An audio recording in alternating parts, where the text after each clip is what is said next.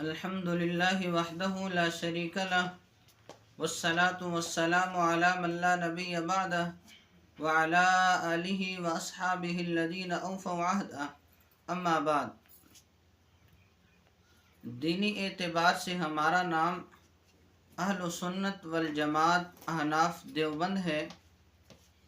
ہم اپنی نسبت احناف کی طرف کرتے ہیں، اپنے آپ کو حنفی کہتے ہیں، لہٰذا معترض اعتراض کرتا ہے آپ کی فقہ لڑکی کے نام پر ہے، اس لیے کہ سیدنا امام اعظم ابو حنیفہ رحمہ اللہ کی بیٹی کا نام حنیفہ تھا۔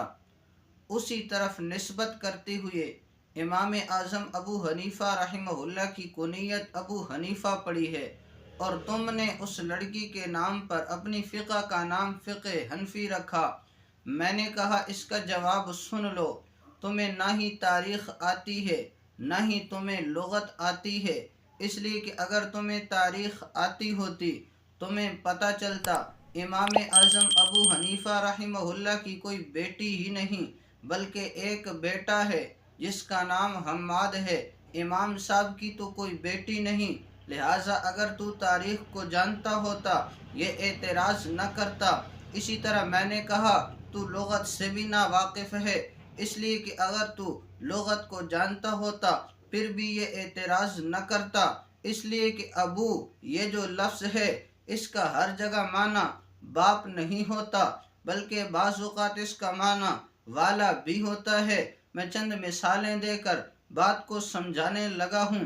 ابو بکر پہلے نمبر پر آنے والا، یہاں پر باپ معنی نہیں ہے۔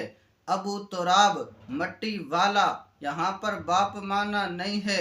ابو ہریرہ بلی والا، تو لہٰذا ابو کا معنی باپ نہیں ہوتا بلکہ بعض اوقات معنی والا بھی ہوتا ہے۔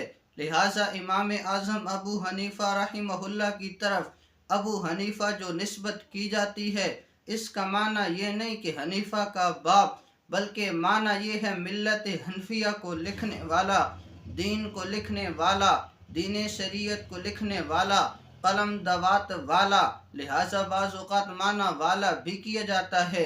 تو لغت سے بھی ناواقف ہے، سیرت سے بھی اور تاریخ سے بھی ناواقف ہے۔ تو امام اعظم ابو حنیفہ رحمہ اللہ اور فقہ حنفی پر اعتراض کیا جاتا ہے، یہ اعتراض کوئی وقعت نہیں رکھتا، اس اعتراض کی کوئی حیثیت نہیں ہے۔ ہمیں بات سمجھنی چاہیے۔ اللہ جل جلالہ مجھے آپ کو تمام باتیں سمجھ کر عمل کرنے کی توفیق عطا فرمائے۔ وآخر دعوانا ان الحمد للہ رب العالمین۔